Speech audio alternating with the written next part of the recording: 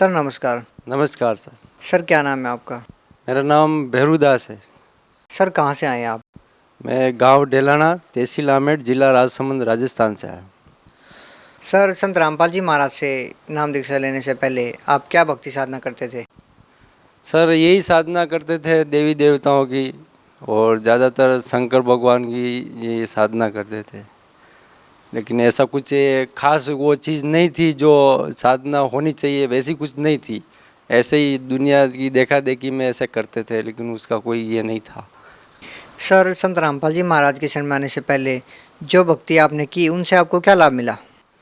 Sir ऐसे तो देखा जाए तो ऐसी कोई वो नहीं थी, भक्ति भी नहीं थी और ऐसी कोई साधना भी नहीं थी, क्योंकि वो तो देखा देखी ये पत्थर की मूर्तियां बना के वो पूजा करते हैं और उनसे कोई भगवान की वो प्राप्ति नहीं होती है, और वो साधना भी नहीं है, वो ऐसे गलत है वो। तो वो तो एक परमात्मा स्वयं संत के रूप में आते हैं और सच्चा ज्ञान कराते हैं, तो तभी वो साधना बन पाती है। ऐसे तो बहुत से दुनिया बनी हुई है, लेकिन ये सही भक्ति नहीं कर रही है। तो ये पत्थरों की पूजा कर रहे हैं और मंदिरों में जाना, ये इनसे कोई लाभ नहीं होता है। सर संत रामपाल जी महाराज की शरण में कैसे आई?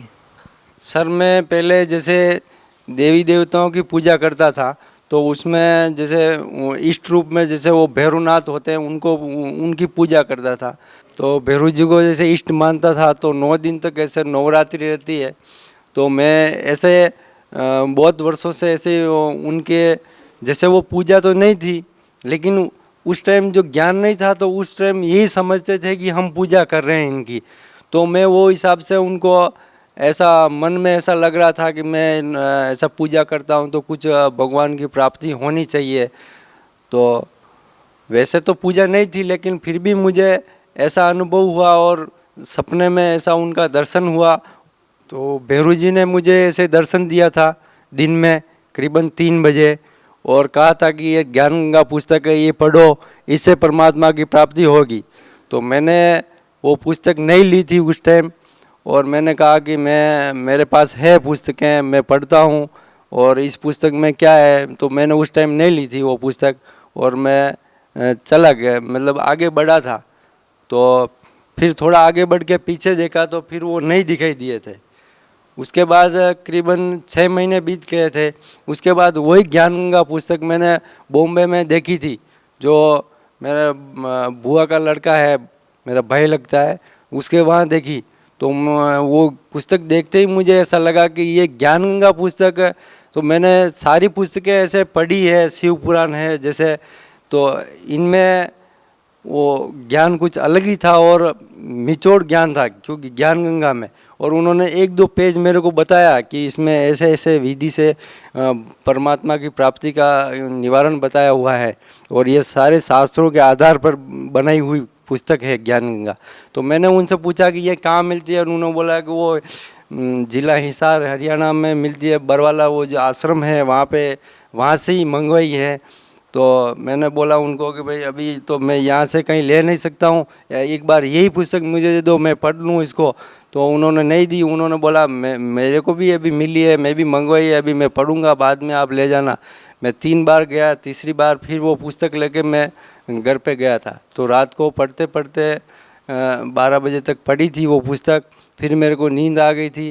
फिर संत जगत गुरु रामपाल जी महाराज के जैसे दर्शन हुए थे, और दर्शन हुए थे तो मैं उनकी तरफ देख रहा था, तो उनको देखने लग गया। तो मेरे हाथ में कुछ नारियल का ऐसा वजन था। तो सर संत रामपाल जी महाराज से आप कभी मिले ही नहीं थे, तो आप कैसे कह सकते हैं जो सपने में आपको दिखाई दिए वो संत रामपाल जी महाराज ही हैं? सर ऐसे हुआ कि जैसे वो पुस्तक के ऊपर जैसे वो फोटो है, तो गुरु जी का जो फोटो लगा हुआ था, तो मैंने ऐसे मन में ऐसे संकल्प किया कि अगर परमात्मा वाकई आप ही हैं तो मुझे दर्शन दें। और मैं वैसे भी बहुत भटक चुका हूँ, क्योंकि परमात्मा की प्राप्ति मुझे करनी है, इसलिए मैं ये देवी देवताओं के चक्कर में बहुत पड़ चुका हूँ। तो मुझे रियल जो परमात्मा है वो दर्शन देवे। तो ऐसे में करते करते वो पुस्तक पढ़ते पढ़ते सो गया, नींद आ गई थी। सोया नहीं था, पढ़ रहा था, पढ़ते पढ़ते नींद आ गई थी। फिर मेरे को 2 घंटे के बाद उनका दर्शन हुआ, तो जगत गुरु रामपाल जी महाराज के दर्शन हुए। तो उनको तरफ मैं देख रहा हूँ और वो भी मेरी तरफ देख रहे हैं, और बहुत टाइम तक ऐसे देखते रह गए। तो उन्होंने मेरे को पूछा कि क्या हुआ, तो मैंने कुछ बोला नहीं। तो फिर उन्होंने बोला कि ये क्या है। मेरे हाथ में कुछ नारियल का वजन था, पीछे ऐसे लटकाया हुआ था। तो उन्होंने बोला कि इसमें क्या है। मैं बोला इसमें नारियल है। तो उन्होंने बोला कहाँ है, ये कहाँ देना है। मैं बोला ये आगे थोड़ा इधर ही देना है। तो उन्होंने बोला कि फिर ठीक है, ये दे के आ जाओ। तो मैं वहाँ पे उनको देने गया तो उनको बोला कि ये लो, ऐसा करके उनको दे के फटाक से वहाँ डाल के फिर मैं वापस आया। जो गुरुजी के पास जो खड़े थे वहाँ पे, तो वहाँ पे दिखाई नहीं दिए थे जगत गुरु रामपाल जी महाराज। तो फिर मेरे को ऐसा नींद में, ऐसा सपने में ऐसा हुआ, तो घबराहट हुई। तो मेरी नींद खुली, रात को 2:30 बज रही थी। तो मुझे फिर लगा कि शायद परमात्मा जगत गुरु रामपाल जी महाराज ही हैं, क्योंकि अभी मैंने पुस्तक पढ़ी कि 5 पेज भी नहीं पढ़े हैं और मुझे दर्शन भी हो गए हैं। तो उस बात को फिर मैंने विश्वास किया। और कुछ 1 महीने के बाद मैं घर पे आया, तो जो भैरू जी की जो पूजा करता था, फिर मैं उनके वहाँ मंदिर गया। तो उनसे ये पाती चढ़ाते हैं वो, तो उन्होंने, मैंने ऐसे मन में ऐसे किसी को बोला नहीं, और मैंने ही मन में संकल्प किया अगर परमात्मा वहाँ पे है तो आप मुझे ये जाने की आज्ञा दें। तो सवेरे सवेरे 5 बजे का टाइम था, रात को वहीं पे सोया था, जो मंदिर है वहाँ उनका, वहीं पे भैरू जी का मंदिर, वहीं पे सोया था। तो सवेरे उनका कुछ रात को कुछ प्रसाद वगैरह बनाया था, तो वो प्रसाद फिर सुबह वितरित करना था भक्तों को। तो फिर मैंने वो उनसे यही प्रार्थना लगाई कि अगर परमात्मा वहाँ पे है तो मुझे आगे जाने की आज्ञा देवे। तो उन्होंने फटाक से मेरे को आज्ञा दे दी कि हाँ परमात्मा वहाँ पे है, आप जाओ वहाँ पे। तो मैंने फिर किसी को पूछा नहीं, और फिर मैं परमात्मा की शरण में चला गया, जगत गुरु रामपाल जी महाराज की शरण में आ गया। फिर जिला हिसार, हरियाणा, बरवाला में। सर, संत रामपाल जी महाराज से कब जुड़े आप? मैं 2012 में जुड़ा था। सर, संत रामपाल जी महाराज से जुड़ने के बाद आपको क्या लाभ मिले? सर, जगत गुरु रामपाल जी महाराज जी से उपदेश लेने के बाद मुझे बहुत से लाभ हुए हैं। जैसे शारीरिक लाभ भी हुए हैं। पहले बहुत कष्ट था और हर चीज़ से दुखी थे पहले, और जैसे ही परमात्मा की शरण में आए, 2 महीने के अंदर अंदर सारे सुख हो गए जो पहले कभी नहीं हुए थे। जैसे बहुत सालों से दुखी थे, जैसे परमात्मा की शरण में आने से 2 महीने के अंदर अंदर ठीक हो गए और सारे दुख दूर हो गए और सुख हो गया। तो परमात्मा स्वयं दुख को दूर करते हैं। तो बहुत से लाभ हुए हैं। पहले तो मेरे कर्जा था, जैसे कर्जा उतरता ही नहीं था, कभी उतरता था तो वापस चढ़ जाता था, डबल चढ़ जाता था। ऐसे ऐसे मेरे को 50,000 का कर्जा था। जिस टाइम जगत गुरु रामपाल जी महाराज की शरण में गया, उससे पहले मेरे को 50,000 का कर्जा था, और जैसे ही परमात्मा की शरण में गया और 2 महीने के अंदर अंदर वो मेरे सारे पैसे भी उतर गए। जैसे 2 महीने तो मैंने 1 महीने तो जैसे हाजिरी लगवाने को जाते, दूसरी बार जब हाजिरी लगवाने को गया था तब मैंने ऐसे ही मन में ऐसे ही संकल्प किया था कि परमात्मा मेरे पैसे बहुत कर्जा है, मैं कैसे भक्ति कर पाऊँगा, ऐसे ऐसे। तो मन में ऐसे संकल्प करता था, परमात्मा को नहीं बताया। तो दूसरी बार जब मैं वापस गया तो 1 महीने के अंदर अंदर मेरे वो 50,000 रुपये जो चुकाने थे वो भी चुका दिए, और मेरे पास 30,000 रुपये बैलेंस हो गया। तो ऐसे ऐसे परमात्मा ने बहुत से प्रमाण दिए हैं। पहले तंबाकू खाता था, कभी ऐसा छोड़ने का करता था तो कभी नहीं छोड़ पाया। तो ऐसे ही जैसे ही मैंने वो ज्ञान गंगा पुस्तक देखी और पढ़ी, उसमें सारे नियम बता रखे थे कि मांस ये नहीं खाना चाहिए, शराब नहीं पीना चाहिए, ये तंबाकू, ये सब गंदी चीज़ें का सेवन नहीं करना चाहिए।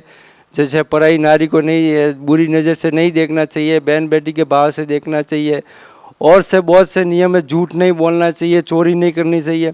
तो सारे नियम जो है वो हिसाब से मैं केवल ये सतगुरु रामपाल जी महाराज से मैंने ये प्रार्थना लगाई थी कि ये चीज़ मैं ये नशा करता हूँ, अगर ये नशा नहीं छूटेगा तो मैं परमात्मा आपकी शरण में कैसे आ पाऊँगा। ऐसे पहले ही प्रार्थना लगा दी थी। तो मेरे 1 हफ्ते के अंदर अंदर मैं जो वो तंबाकू सेवन करता था उसके ऊपर मुझे नफरत हो गई थी, और फिर मैं 15 दिन के बाद फिर आश्रम आया था। तो मुझे इतना संतुलित हुआ कि मैंने ज़िंदगी में बहुत बार ऐसे तंबाकू छोड़ने की कोशिश की, लेकिन नहीं छोड़ पाया। और जैसे परमात्मा को प्रार्थना लगाई और एक हफ्ते के अंदर मेरे को इतनी नफरत हो गई वो चीज़ों से। तो वाकई पूर्ण परमात्मा जगत गुरु रामपाल जी महाराज ही हैं। एक्सीडेंट हुआ था अभी मेरा, तो उसमें भी मैं जैसे काम पर जा रहा था, अभी की बात है, अभी ये 18/9 की बात है, 18/9/2015 की बात है, अभी 1 महीना पहले की। एक्सीडेंट ऐसे हुआ सर कि मैं जा रहा था तो ऐसा टर्न आता है एक रोड के ऊपर, तो टर्न के अंदर ऐसे आगे से गाड़ी आई, बड़ी गाड़ी आई स्पीड में, तो वो टक्कर लगी। तो मेरे को कुछ पता नहीं था कि वो कौन क्या गाड़ी थी, सामने से क्या आया था, और मैं नीचे गिर गया था। करीबन सर फट गया मेरा, और 3-4 जगह से ऐसा फट गया था। मैं आपको रिपोर्ट दिखाता हूँ, उसके अंदर बताया हुआ है। मेरी उम्र है 32 वर्ष की, और मेरा नाम है भैरूलाल, और मेरा ये एक्सरे का ये डेट है 19/9/2015 की, और मेरे को 2 दिन के बाद होश आया था। तो ये रिपोर्ट है मेरा, ऐसा पूरा ये सर फटा हुआ है 3 तरफ से। जो मैं 2 दिन के बाद मेरे को वापस होश आया था। जैसे ही मेरे को होश आया था तो हॉस्पिटल में ही था, तो मैंने परमात्मा से प्रार्थना लगाई कि परमात्मा मुझे इन हॉस्पिटलों से मुझे सख्त नफरत है, आप ही मेरा इलाज कर सकते हैं, आप ही मुझे यहाँ से बाहर निकाल सकते हैं, क्योंकि आप तो मुझे जीवन दान दे सकते हैं। तो हॉस्पिटल में था, तो ये रिपोर्ट बता रही है, आपको रिपोर्ट में दिखा रहा हूँ। जैसे ही एक्सीडेंट हुआ तो वहाँ पर ही मेरा ये सर फटा, तो वहाँ पर ही करीबन 1 लीटर खून वहीं गिर गया, गाड़ी के ऊपर और रोड के ऊपर। और मेरा खिला जो हाथ के सर में लगा हुआ था वो खिला नहीं निकला था। और वहाँ पे कोई काम करने वाली थी पास में, तो वो लेडीज़ थी, और रोड पे कोई आने जाने वाला कोई नहीं आ रहा था। वो जा रहे थे आ रहे थे, लेकिन वहाँ कोई रुक नहीं रहा था, क्योंकि उनको जो एक्सीडेंट होते हैं वो उनको पता रहता है कि अपन रुकेंगे तो कुछ भी फंस जाते हैं, कुछ हो जाते हैं। इसके लिए सर आपको कैसे पता चला? सर चोट लगने के बाद आप बेहोश थे या होश में थे?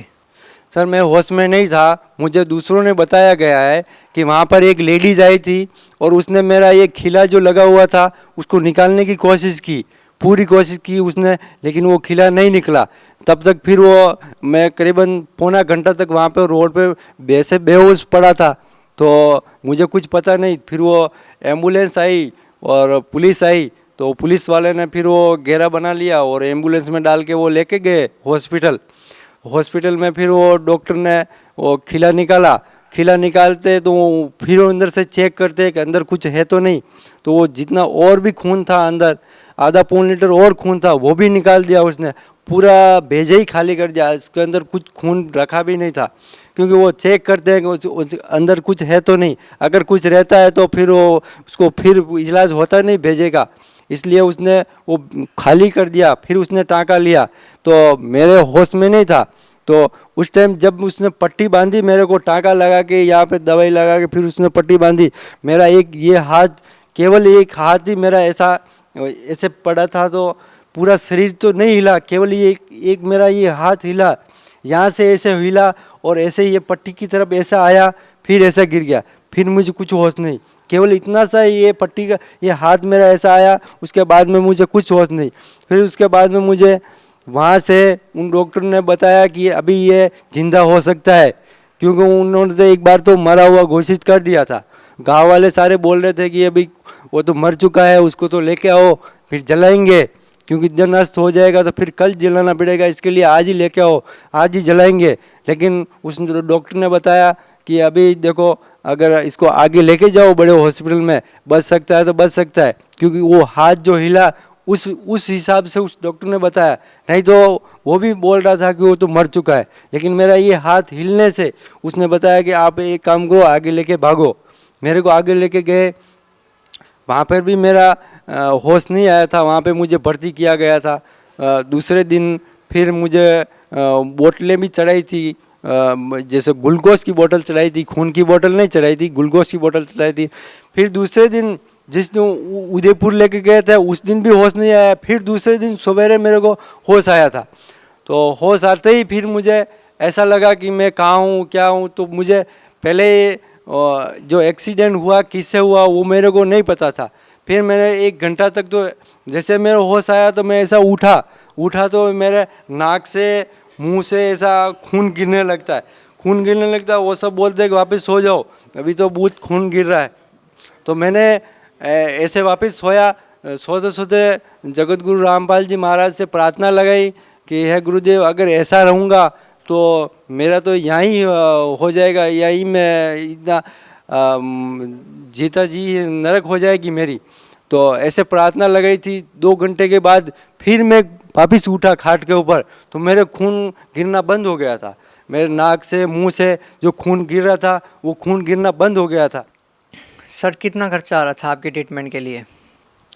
सर जब वो प्राइवेट हॉस्पिटल में मैं जो मेरे को लेके गए थे वहाँ पे उसने 2 घंटे तक रखा था। 2 घंटे के बाद उसने बताया कि अभी 2 लाख रुपए जमा कराओ तभी आगे इलाज होगा और उसको एसी में डालना पड़ेगा। वो तो वैसे भी अभी मैं कुछ बता नहीं सकता हूँ, जिंदा है कि मरा हुआ है, उसको एसी में डालना पड़ेगा। उसके बाद ही कुछ इलाज चालू होने के बाद ही कुछ बताऊँगा।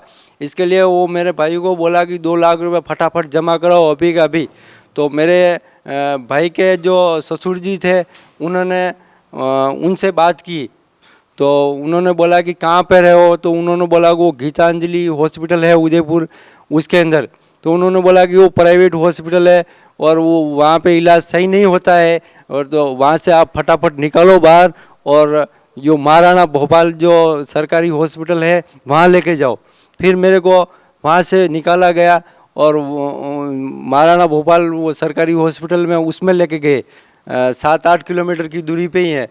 तो वहाँ पे लेके गए महाराणा भोपाल में। वहाँ पे मेरे को 2 बोतलें चढ़ाई, तीसरी बोतल चढ़ा रहे थे तो हाथ में नहीं चढ़ रही थी। ग्लूकोज की बोतल चढ़ा रहे थे तो हाथ में नहीं चढ़ रही थी। ये हाथ में 2 बोतल चढ़ी फिर नहीं चढ़ रही थी, तो उससे इस हाथ में चढ़ा रहे थे। तो वो सुई लगाते हैं तो वो बोतल नहीं चढ़ती, आगे जाती नहीं। तो 4-5 बार ऐसा सुई लगाई निकाली, सुई लगाई निकाली। फिर मेरे को धीरे धीरे ऐसा होश आया। मेरे को होश आने के बाद फिर मैंने उनको कहा कि मेरे को तकलीफ़ हो रही है, ऐसे मत सुई मत ये लगाओ निकालो, ऐसे तकलीफ़ होती है। तो उसको ऐसा लगा कि ये तो अभी होश में आ गए हैं। तो उन्होंने बोला ठीक है अभी नहीं लगाएंगे। फिर 2 घंटे के बाद वो डॉक्टर आया। वो डॉक्टर ने एक इंजेक्शन लगाया और बोला कि अभी तो इलाज चलेगा 8-10 दिन। मैंने मेरे भाइयों से बोला कि मेरे को कोई इलाज नहीं करवाना है, मैं तो ठीक हो जाऊंगा, अभी परमात्मा ठीक करेंगे और मैं वैसे भी अभी ठीक हूँ मैं। उनको ये बताया मैंने। तो मेरे भाई हंसने लगे, बोले वो तुम्हारा सर पूरा फटा हुआ है और तुम बोल रहे हो मैं ठीक हूँ, कैसे ठीक हो तुम। तो जब वो डॉक्टर था तो डॉक्टर के सामने ही मैंने बोला था। तो डॉक्टर भी ऐसा बोल रहा है कि ये मरीज़ तो मैं ऐसा मरीज़ पहली बार देख रहा हूँ जो इतनी कॉन्फिडेंस से बोल रहा है, उसका सर फटा हुआ है। जैसे ऐसे केस तो जिंदे भी नहीं रहते, मर जाते तुरंत, और ये जिंदा है। और अभी 2 घंटे पहले इसके मुंह से नाक से खून गिर रहा था। अभी मैं 2 घंटे के बाद जो मैं आया हूँ इसको इंजेक्शन लगाने, तो ये ठीक कैसे हो गया और चल रहा है, ऐसा कैसे हो सकता है। वो दूसरों को बोल रहा है, मुझे नहीं बोल रहा है। जो उनके साथ में जो नर्स रहते हैं उनको बता रहा है। तो मैंने उनको बोला अभी मैं तो छुट्टी दे दो, अभी मैं जा रहा हूँ अभी। तो उन्होंने बोला नहीं ऐसे नहीं जा सकते, अभी तो करीबन 10 दिन तो आपको इलाज यहाँ पे करवाना ही है और चलेगा यहाँ पे इलाज।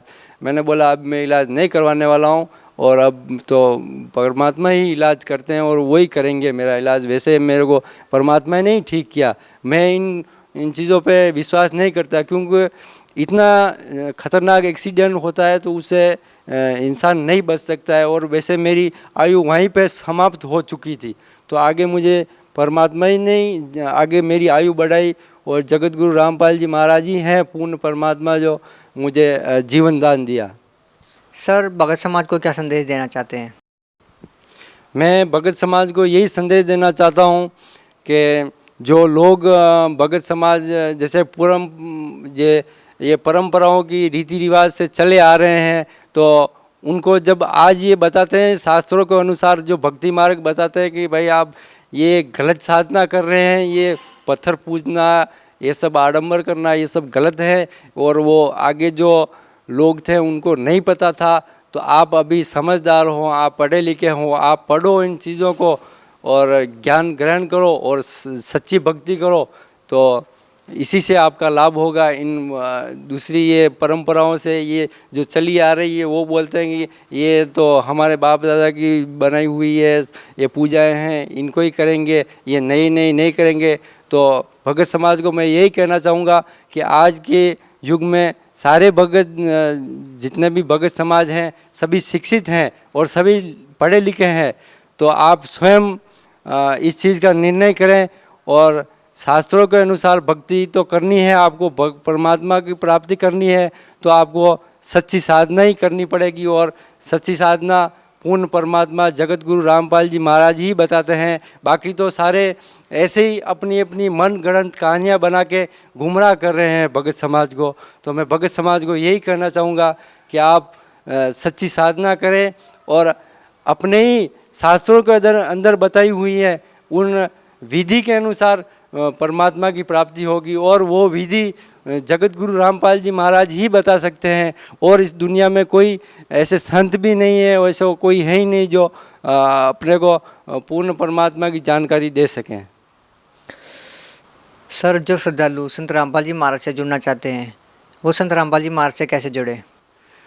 सर, वैसे तो भगत समाज को मैं यही संदेश देना चाहूँगा कि सभी जगह पे, जैसे राजस्थान में भी बहुत सी जगह पे आश्रम खुले हुए हैं, जैसे नामदान स्थल के लिए, तो सारी जगह पे खुले हुए हैं। हर एरिया में, दिल्ली जाओ, यूपी जाओ, बॉम्बे जाओ, गुजरात जाओ, कहीं पे भी जाओ, एमपी जाओ, राजस्थान जाओ, मद्रास जाओ, तो सभी जगह पे खुले हुए हैं।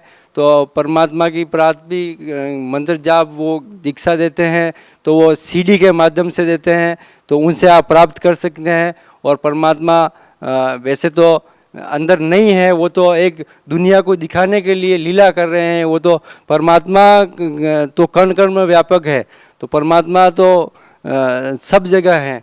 तो इसलिए परमात्मा की प्राप्ति अगर भगत समाज को करनी है और परमात्मा की प्यारी आत्मा अगर भगत समाज परमात्मा की शरण में आना चाहते हैं, तो आप सभी कहीं पे भी नाम उपदेश ले सकते हैं। सारी जगह पे खुले हुए हैं जो आश्रम, जो आप कहीं पे से भी नाम उपदेश ले सकते हैं। और टीवी के ऊपर साधना चैनल के ऊपर 7:30 से 8:30 बजे तक सत्संग आता है जगत गुरु रामपाल जी महाराज का, तो उसमें भी नीचे नंबर दिए हुए हैं, तो आप उन नंबरों के ऊपर संपर्क करके भी आप नाम उपदेश ले सकते हैं। सर, जब आप सतलोक आश्रम बरवाला में जाते थे तो आपको कैसा महसूस होता था?